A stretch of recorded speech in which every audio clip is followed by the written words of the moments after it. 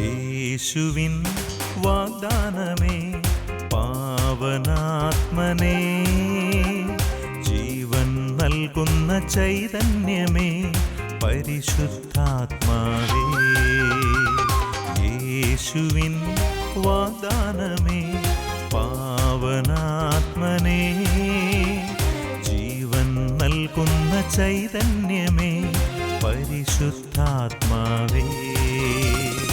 ആത്മാവേ എന്നിൽ നിറയണമേ, ആത്മാവേ എന്നിൽ നിറയണമേ, അഭിഷേകത്തിൻ നിറവായി മാറ്റണമേ, അഭിഷേകത്തിൻ നിറവായി മാറ്റണമേ.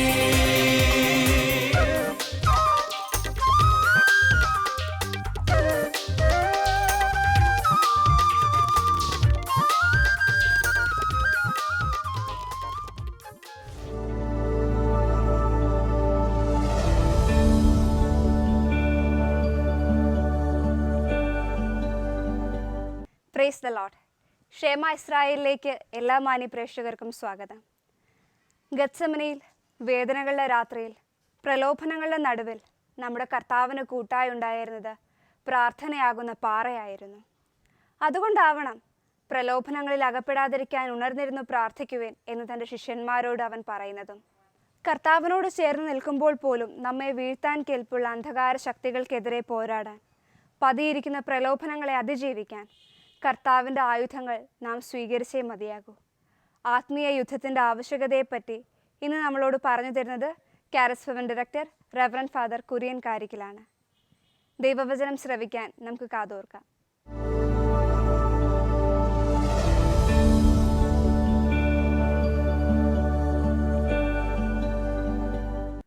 Price the lord. വചനവിരുന്നിലേക്ക് ഏവർക്കും സ്വാഗതം. പ്രിയപ്പെട്ടവർ, നമ്മൾ ഇന്ന് ചിന്തിക്കുന്ന വിഷയം ആത്മീയ സമരത്തെ നിസ്സാരമായി കാണരുത് എന്നതിനെക്കുറിച്ചാണ്. അതിലേക്ക് വരും മുമ്പ് നമുക്കൊന്ന് പ്രാർത്ഥിച്ച് ഒരുങ്ങാം.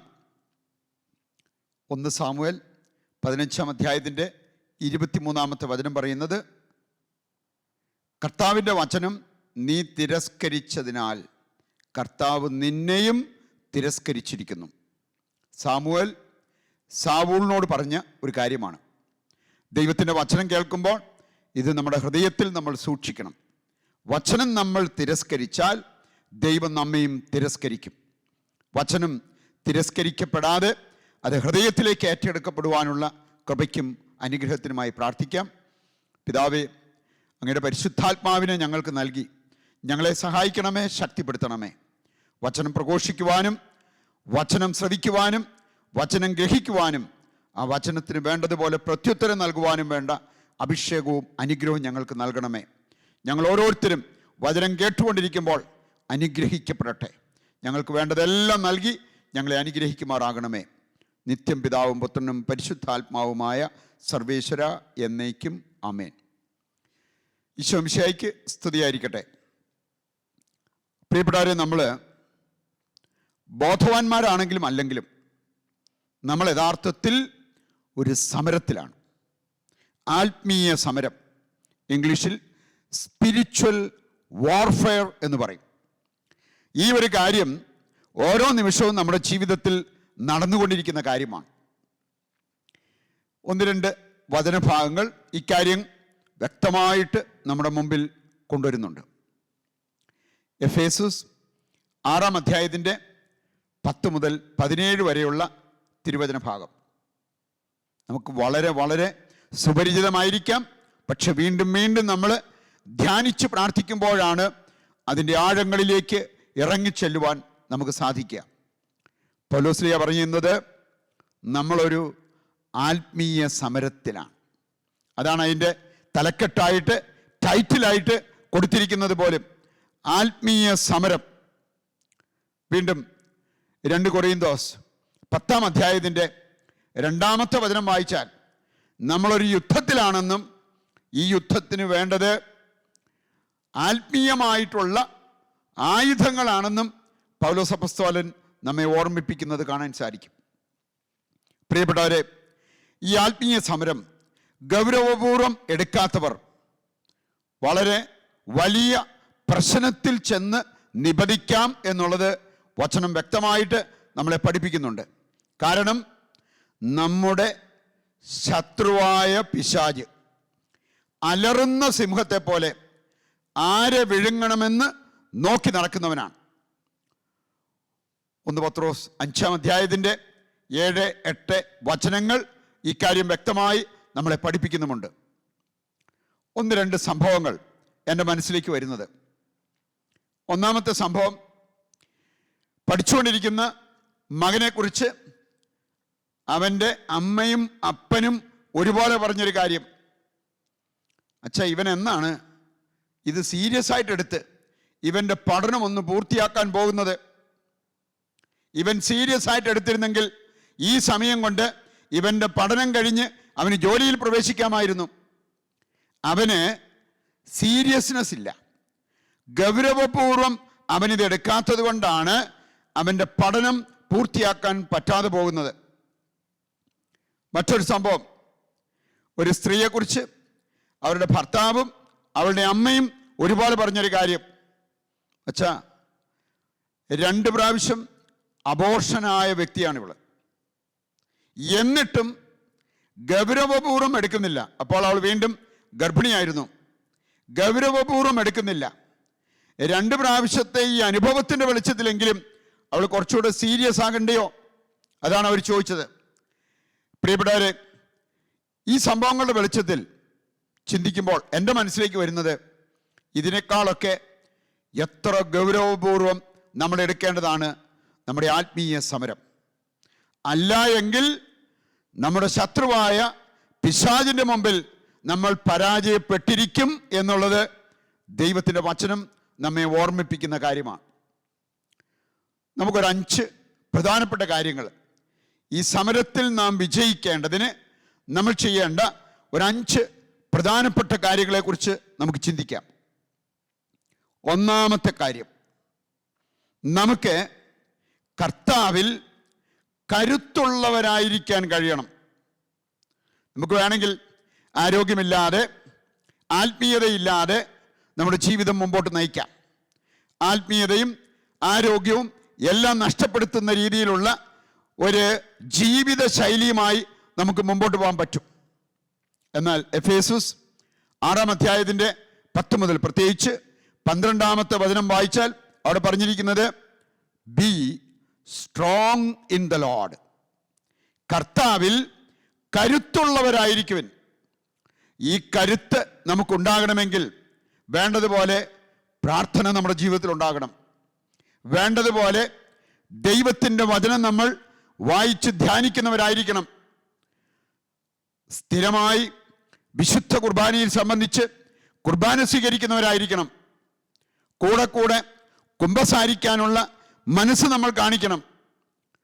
പ്രിയപ്പെട്ടവരെ, കർത്താവിൻ്റെ നാമത്തിൽ ശുശ്രൂഷകൾ ചെയ്യാൻ, സൽപ്രവൃത്തികൾ ചെയ്യാൻ നമ്മൾ തയ്യാറാകണം. ഇങ്ങനെയുള്ള കാര്യങ്ങൾ നമ്മുടെ ജീവിതത്തിൽ ചുറ്റിപ്പറ്റി നിൽക്കുമ്പോഴാണ് കർത്താവിൽ കരുത്തുള്ളവരാകാൻ നമുക്ക് സാധിക്കുക. പൗലോസ് പറയാണ്, നാം ഓരോരുത്തരും ദൈവമക്കളായ നമ്മൾ ഈ ആത്മീയ സമരത്തിൽ വിജയിക്കേണ്ടതിന് കർത്താവിൽ കരുത്തുള്ളവരായിരിക്കണം. രണ്ടാമത്തെ കാര്യം, പാപരഹിത ജീവിതം നയിക്കുന്നവർക്കാണ് ഈ യുദ്ധത്തിൽ വിജയിക്കാൻ സാധിക്കുക. നമ്മൾ കാണുന്നുണ്ട് നിയമാവർത്തന പുസ്തകം 10-ാം അധ്യായത്തിൻ്റെ 12-13 തിരുവചനങ്ങൾ. മറ്റെന്തിനേക്കാൾ ഉപരി നമ്മൾ ശ്രദ്ധ വയ്ക്കേണ്ട ഒരു കാര്യം അവിടെ പറഞ്ഞിരിക്കുകയാണ്, പാപരഹിത ജീവിതം നയിക്കുക. പാപങ്ങൾ ഒഴിവാക്കി ജീവിക്കാൻ നമ്മൾ പഠിക്കണം. നമുക്ക് കാണാൻ സാധിക്കും, യാക്കോസ്ലീഹ 4-ാം അധ്യായത്തിൻ്റെ 17-ാമത്തെ വചനത്തിൽ പഠിപ്പിക്കുന്ന ഒരു കാര്യം, ചെയ്യേണ്ട നന്മ അറിഞ്ഞിട്ട് അത് ചെയ്യാതിരിക്കുന്നവർ പാപം ചെയ്യുന്നു എന്നാണ്. ചെയ്യേണ്ട നന്മ ചെയ്യാതിരിക്കുന്നത് പോലും പാപമാണെങ്കിൽ, എൻ്റെ പ്രിയപ്പെട്ടവരെ, ദൈവത്തിൻ്റെ കൽപ്പനകൾ ലംഘിച്ച്, ദൈവത്തിൻ്റെ വചനം ലംഘിച്ച് നമ്മൾ ജീവിക്കുമ്പോൾ അത് എത്ര ഗൗരവമുള്ള പാപമായിട്ട് നമ്മൾ കാണണം. വചനം പറയുകയാണ്, ദൈവം നിങ്ങളിൽ നിന്നും ആഗ്രഹിക്കുന്ന, ആവശ്യപ്പെടുന്ന ഏറ്റവും പ്രധാനപ്പെട്ട കാര്യം പാപരഹിത ജീവിതം നയിക്കുക. പാപജീവിതം തുടരുകയും കുറച്ച് സൽപ്രവൃത്തികളൊക്കെ ചെയ്ത് അതിൽ നിന്ന് ഒരു മോചനം പ്രാപിക്കാൻ നോക്കാം എന്നുള്ള ആ ഒരു രീതിയിലല്ല നമ്മൾ പോകേണ്ടത്. മറിച്ച് പാപങ്ങൾ ഒഴിവാക്കി ജീവിക്കാനുള്ള നമ്മുടെ പരിശ്രമം, അതാണ് ദൈവം ഏറ്റവും കൂടുതൽ ആഗ്രഹിക്കുന്നത്. അതിനാണ് ദൈവം ഏറ്റവും കൂടുതൽ വില നൽകുന്നത്. അതുകൊണ്ട് ഈ ഒരു മേഖലയിൽ തെറ്റ് വരാതിരിക്കാൻ, വീഴ്ച വരാതിരിക്കാൻ നമ്മൾ പ്രത്യേകം ശ്രദ്ധിക്കണം. ചെറിയ പാപങ്ങൾ പോലും ഒഴിവാക്കി ജീവിക്കുവാനുള്ള ആ വലിയൊരു തീരുമാനം നമ്മുടെ ഭാഗത്തു നിന്നും ഉണ്ടാകണം. മൂന്നാമത്തെ കാര്യം, സൽപ്രവൃത്തികളിൽ സമ്പന്നരാകുക. തീമോത്തിക്ക് എഴുതിയ 1-ാമത്തെ ലേഖനം, അതുപോലെ തന്നെ തീത്തോസിന് എഴുതിയ ലേഖനം, ഈ ലേഖനങ്ങളെല്ലാം വായിച്ചാൽ പൗലോസ്ലീഹ ഒത്തിരി വെയിറ്റ് കൊടുത്ത് പഠിപ്പിക്കുന്ന ഒരു കാര്യമാണ് സൽപ്രവൃത്തികളിൽ സമ്പന്നരാവുക. പൗലോസ്ലീഹ പറയുന്നുണ്ട്, നിങ്ങൾ സൽപ്രവൃത്തികളിൽ സമ്പന്നരായിരിക്കണം. സൽപ്രവൃത്തികളിൽ സമ്പന്നരാകാൻ മറ്റുള്ളവരെ നിങ്ങൾ പഠിപ്പിക്കണം. അപ്പോഴാണ് നിങ്ങൾ ഒരു നല്ല അധ്യാപകനായി മാറുക. പ്രിയപ്പെട്ടവരെ, ദാനധർമ്മങ്ങളും സൽപ്രവൃത്തികളും നമ്മളെ കരുത്തുള്ളവരാക്കി മാറ്റും. അപ്പം അതുകൊണ്ട് ഈ ഒരു കാര്യത്തിലും നമ്മൾ അങ്ങേയറ്റം ശ്രദ്ധ ചെലുത്തണം എന്നുള്ളത് ദൈവത്തിൻ്റെ വചനം നമ്മെ പഠിപ്പിക്കുന്ന കാര്യമാണ്. നാലാമതായിട്ട് നമ്മൾ ഓർത്തിരിക്കേണ്ടത് ഭയപ്പെടാതിരിക്കണം. പ്രിയപ്പെട്ടവരെ, ജെറമിയ പ്രവാചകനും അതുപോലെ തന്നെ ജോഷുവ പ്രവാചകനുമൊക്കെ ദൈവം കൊടുത്ത ഒരു നിർദ്ദേശം വളരെ വ്യക്തമാണ്. ജെറമിയയുടെ പുസ്തകം 1-ാം അധ്യായത്തിൻ്റെ 17-ാമത്തെ വചനം. ജെറമിയ പ്രവാചകനോട് ദൈവം പറഞ്ഞത്, നീ ചെയ്യേണ്ടത് ഇത്രമാത്രം, ഭയപ്പെടാതിരിക്കുക. നീ ഭയപ്പെടാതിരുന്നാൽ ഞാൻ നിനക്ക് വേണ്ടി യുദ്ധം ചെയ്യും.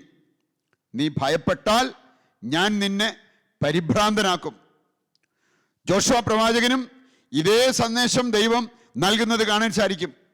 ജോഷുവയുടെ പുസ്തകം 10-ാം അധ്യായത്തിൻ്റെ 9 മുതലുള്ള വചനങ്ങൾ വായിച്ചാൽ അത് നമുക്ക് കാണാൻ സാധിക്കും. നീ ഭയപ്പെടാതിരുന്നാൽ മതി, ഞാൻ നിന്റെ ശത്രുക്കളെ നിന്റെ കരങ്ങളിൽ ഏൽപ്പിക്കും. നിന്നോട് ചേർന്ന് നിന്ന് ഞാൻ യുദ്ധം ചെയ്യും.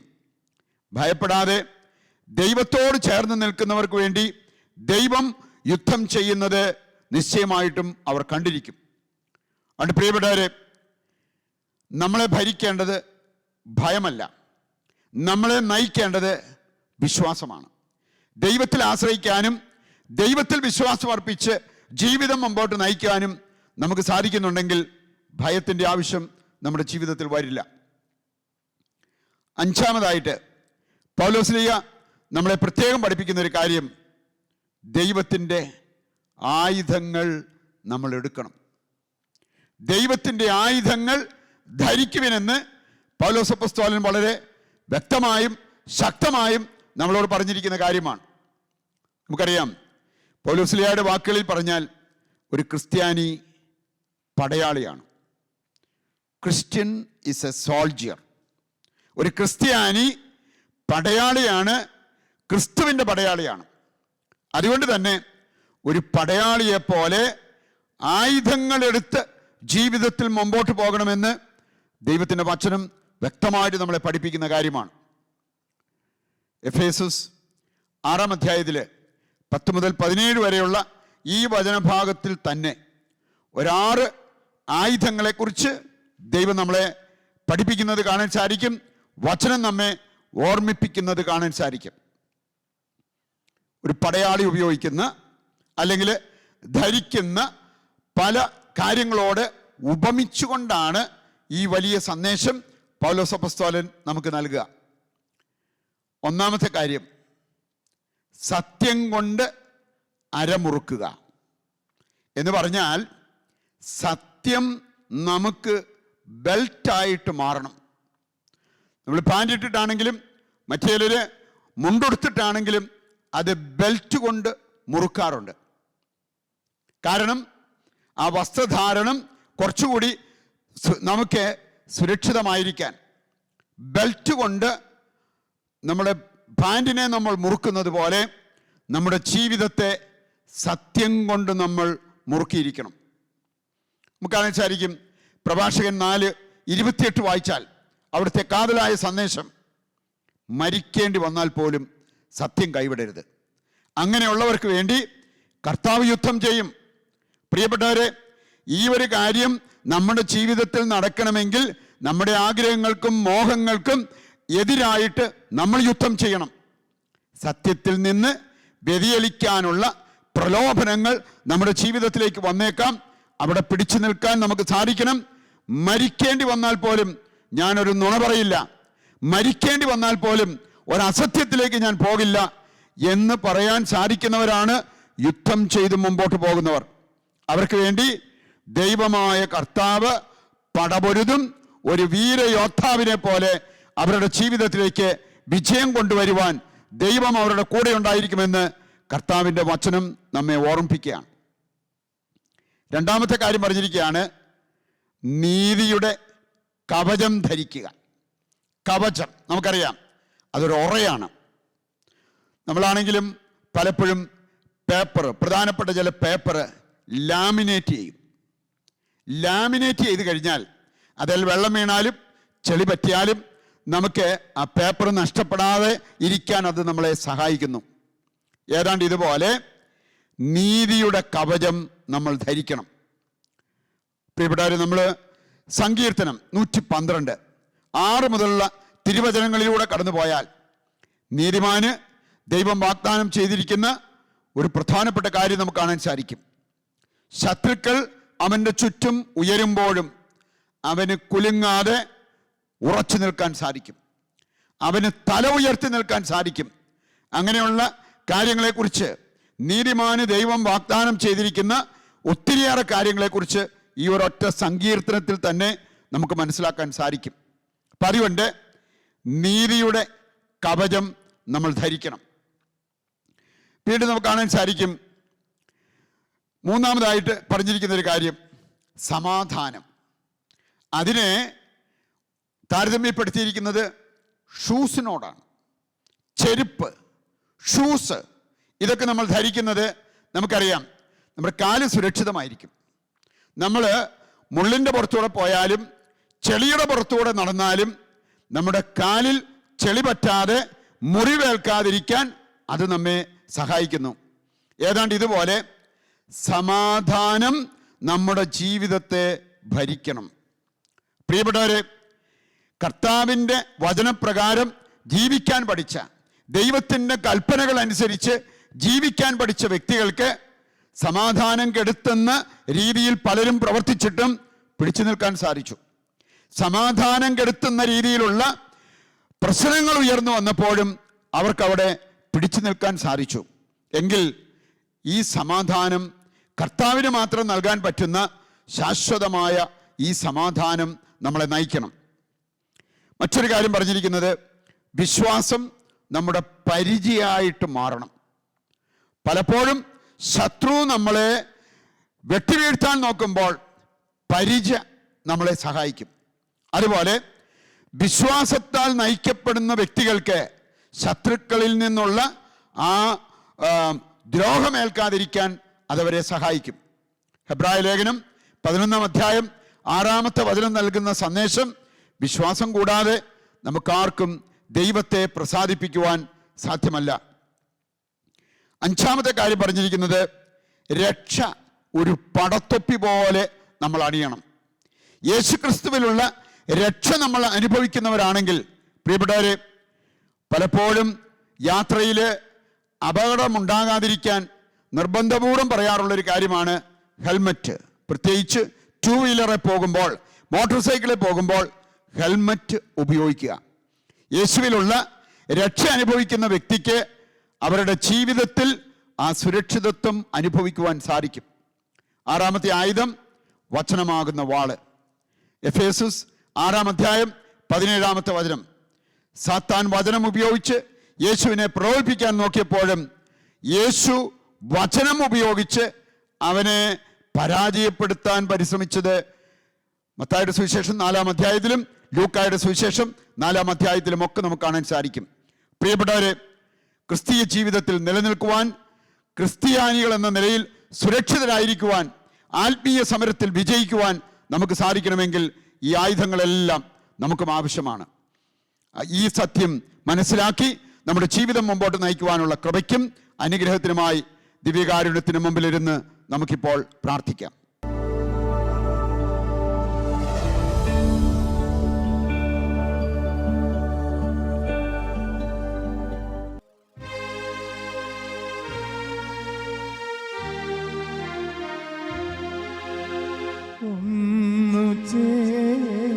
ദാസർ പാടും ആരാധന തിരുവനേശുവേ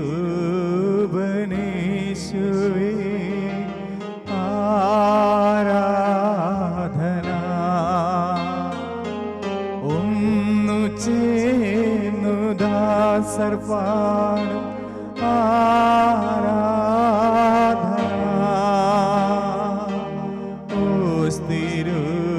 തിരുവനേശുവേ ആരാധന.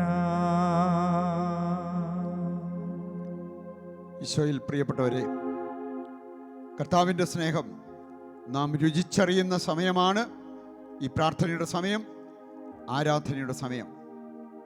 ആ സ്നേഹം നമ്മുടെ ഹൃദയത്തിൽ വന്ന് നിറയുവാൻ നമുക്ക് ആഗ്രഹിച്ച് പ്രാർത്ഥിക്കാം. ദൈവത്തിൻ്റെ സ്നേഹം അനന്തമാണ്, ദൈവത്തിൻ്റെ കാരുണ്യം അളവില്ലാത്തതാണ്. ആ ഒരു വിശ്വാസത്തോടെ ദിവ്യകാരുണ്യനാഥനെ നമുക്കിപ്പോൾ സ്തുതിക്കുകയും ആരാധിക്കുകയും ചെയ്യാം. പരിശുദ്ധ പരമ ദിവ്യകാരുണ്യത്തിന് എന്നേരവും ആരാധനയും സ്തുതിയും പുകഴ്ചയും ഉണ്ടായിരിക്കട്ടെ. പ്രിയപ്പെട്ടവരെ, വചനത്തിൽ നമ്മൾ ഇന്ന് ചിന്തിക്കുകയുണ്ടായി, നമ്മളൊരു ആത്മീയ സമരത്തിലാണ്. ആരാധനയുടെ സമയത്ത് പോലും ഈ സമരം സംഭവിക്കാം. പ്രിയപ്പെട്ടവരെ, ഈ സമരത്തിൽ ഏർപ്പെട്ടാലേ നമുക്ക് ആരാധനയിൽ പോലും അനുഗ്രഹം പ്രാപിക്കാൻ പറ്റൂ. 2 ടൈപ്പ് ആളുകളെ കുറിച്ച് ഞാൻ കേട്ടിട്ടുണ്ട്. ഒരു കൂട്ടര് ഉറങ്ങാൻ കിടന്നാൽ അവർക്ക് ഉറക്കം വരുന്നില്ല, എന്നാൽ പ്രാർത്ഥിക്കാനിരുന്നാൽ ആ സമയം ഉറങ്ങിപ്പോവുകയും ചെയ്യും. ഇതൊക്കെ നമ്മുടെ പ്രാർത്ഥനാ ജീവിതത്തിൽ കയറിപ്പറ്റി പ്രാർത്ഥനയെ തടസ്സപ്പെടുത്താൻ സാത്താൻ അങ്ങേയറ്റം പരിശ്രമിക്കും. പൗലോസ്ലീഹ ഇക്കാര്യം എഫേസസ് 6-ാം അധ്യായം 10 മുതലുള്ള വചനങ്ങളിൽ വ്യക്തമായി നമ്മളെ പഠിപ്പിച്ചിരിക്കുന്നതാണ്. നമുക്ക് ഉണർവോടെ ദൈവത്തെ ആരാധിക്കാം, നമുക്ക് തീഷ്ണതയോടെ ദൈവത്തെ ആരാധിക്കാം. നമ്മുടെ ആവശ്യങ്ങളെല്ലാം ദൈവസന്നിധിയിൽ സമർപ്പിച്ച് നമുക്ക് പ്രാർത്ഥിക്കാം. കർത്താവേ, ഈ സമരത്തിൽ വിജയിക്കുവാൻ അവിടുന്ന് എന്നെ സഹായിക്കണമേ. തിന്മയ്ക്കെതിരെ പടപൊരുതി ജീവിതം മുമ്പോട്ട് നയിക്കുവാൻ അവിടുന്ന് എന്നെ അനുഗ്രഹിക്കണമേ എന്ന് പ്രാർത്ഥിച്ചുകൊണ്ട് ദിവ്യകാരുണ്യനാഥനെ നമുക്ക് അല്പസമയം ഒന്ന് സ്തുതിച്ച് ആരാധിക്കാം. Hallelujah, hallelujah. കർത്താവേ, ജീവിക്കുന്ന ദൈവമേ, അങ്ങയുടെ സാന്നിധ്യം അനുഭവിച്ചുകൊണ്ട് ഞങ്ങളങ്ങയെ സ്തുതിക്കുന്നു, ഞങ്ങളങ്ങയെ ആരാധിക്കുന്നു. കർത്താവേ, അവിടുത്തെ കരം ഞങ്ങളുടെ മേൽ നീട്ടി ഞങ്ങളെ അനുഗ്രഹിക്കണമേ. പ്രാർത്ഥിക്കുവാനുള്ള സകല തടസ്സങ്ങളും ഞങ്ങളെ വിട്ടുപോകുവാൻ ഈശോയെ അവിടുന്ന് ഇടവരുത്തണമേ എന്ന് പ്രാർത്ഥിക്കുന്നു. Hallelujah, hallelujah. യേശുവേ നന്ദി, യേശുവേ സ്തുതി. പ്രിയപ്പെട്ടവരെ, ആത്മീയ സമരത്തിൽ അതിശക്തമായ പ്രലോഭനം നമ്മൾ നേരിടുന്നത് നമ്മുടെ പ്രാർത്ഥന ഉപേക്ഷിക്കാനുള്ള പ്രലോഭനമാണ്. പ്രാർത്ഥന കുറയ്ക്കാനുള്ള പ്രലോഭനം. അതിന്ന് ഒരുപക്ഷെ നമ്മളൊക്കെ നേരിട്ട് കൊണ്ടിരിക്കുന്ന ഒരു കാര്യമാണ്. അതുകൊണ്ട് തന്നെ ഈ ഒരു മേഖലയിൽ നമുക്ക് സംരക്ഷണം കിട്ടണം, വിശുദ്ധീകരണം ലഭിക്കണം, അഭിഷേകം ലഭിക്കണം. അതിനായിട്ട് ദൈവസന്നിധിയിൽ നമ്മൾ പ്രാർത്ഥിക്കുന്ന സമയമാണ്. മത്തായിയുടെ സുവിശേഷം 24-ാം അധ്യായം 12-ാമത്തെ വചനം നമ്മളെ ഓർമ്മിപ്പിക്കുന്നു, അധർമ്മം വർദ്ധിക്കുമ്പോൾ സ്നേഹം തണുത്തു പോകും. സാത്താൻ തന്ത്രപൂർവ്വം പ്രവർത്തിക്കുന്നത് നമ്മുടെ പ്രാർത്ഥന കുറയ്ക്കുക, പാപം ചെയ്യുന്നതിന് നമ്മളെ പ്രോത്സാഹിപ്പിക്കുക. എന്നാൽ ആത്മീയ സമരത്തിൽ ആ വിജയം വരിക്കാൻ ആഗ്രഹിക്കുന്നവർ ചെയ്യേണ്ടത് പ്രാർത്ഥനയിൽ ഒരു കുറവും വരുത്താതെ മാനുഷികമായ എന്തെല്ലാം ചിന്തകൾ വന്നാലും അതിനെ അതിജീവിച്ച് മുമ്പോട്ട് പോകാൻ നമുക്ക് സാധിക്കണം. ഒപ്പം എന്ത് വില കൊടുത്തും പാപത്തെ ഒഴിവാക്കി പാപത്തെ നമ്മുടെ ജീവിതത്തിൽ നിന്ന് മാറ്റി നിർത്തി നമ്മുടെ ജീവിതം മുമ്പോട്ട് നയിക്കാൻ നമുക്ക് പറ്റണം. അതിനുവേണ്ട കൃപയ്ക്കും അനുഗ്രഹത്തിനുമായി കർത്താവിനോട് പ്രാർത്ഥിക്കുന്ന സമയമാണ്. നിങ്ങളുടെ പ്രത്യേക അവസ്ഥകളും ആവശ്യങ്ങളും എല്ലാം ദിവ്യകാരുണ്യനാഥന്റെ പക്കലേക്ക് ഉയർത്തി നിങ്ങളിപ്പോൾ പ്രാർത്ഥിക്കുക. കാരുണ്യവാനായ കർത്താവേ, അവിടുത്തെ പ്രിയ മക്കൾക്കായി വൈദികരായി ഞങ്ങൾ കരമുയർത്തി പ്രാർത്ഥിക്കുന്നു. കർത്താവേ, ഇവർ നേരിടുന്ന സകല തടസ്സങ്ങളിൽ നിന്ന്, പ്രത്യേകിച്ച് പ്രാർത്ഥനയുടെ മേഖലയിൽ ആത്മീയമായിട്ട് ഉയർച്ച പ്രാപിക്കുവാൻ ആഗ്രഹിച്ച് പരിശ്രമിച്ചിട്ടും അവിടെയെല്ലാം ഈ മക്കൾ നേരിടുന്ന സകല തടസ്സങ്ങളും അവിടുന്ന് എടുത്തു മാറ്റണമേ. അന്ധകാര ശക്തി തന്ത്രപൂർവ്വം ഇവരുടെ ജീവിതത്തിലേക്കും കുടുംബത്തിലേക്കും കൊണ്ടുവന്നിരിക്കുന്ന അവൻ്റെ കെണികൾ തിരിച്ചറിഞ്ഞ് അവയ്ക്കെതിരെ പടപൊരുതി മുമ്പോട്ട് പോകുവാൻ ഈ മക്കളെ സഹായിക്കണമേ. അവിടുത്തെ കരം നീട്ടി ഇവരെ അനുഗ്രഹിക്കുകയും ആശീർവദിക്കുകയും ചെയ്യണമേ. പ്രിയപ്പെട്ടവരെ, പൗരോഹിത്യത്തിൻ്റെ അധികാരത്തിന് കീഴിൽ നിന്നുകൊണ്ട് നിങ്ങളെ അസ്വസ്ഥമാക്കുന്ന സകല മേഖലകളിലേക്കും കർത്താവിൻ്റെ തിരുരക്തം തളിച്ച് നിങ്ങൾക്ക് വിടുതലും വിശുദ്ധീകരണവും നൽകുന്നു. പിതാവിൻ്റെയും പുത്രൻ്റെയും പരിശുദ്ധാത്മാവിൻ്റെയും നാമത്തിൽ ആമേൻ. നമുക്ക് ശിരസ്സ് നമിക്കാം. ദിവ്യകാരുണ്യത്തിൻ്റെ ആശീർവാദം നമുക്കിപ്പോൾ സ്വീകരിക്കുകയും ചെയ്യാം. എങ്കിലും നീ സ്നേഹിച്ചു, എങ്കിലും നീ മാനിച്ചു, ഇത്ര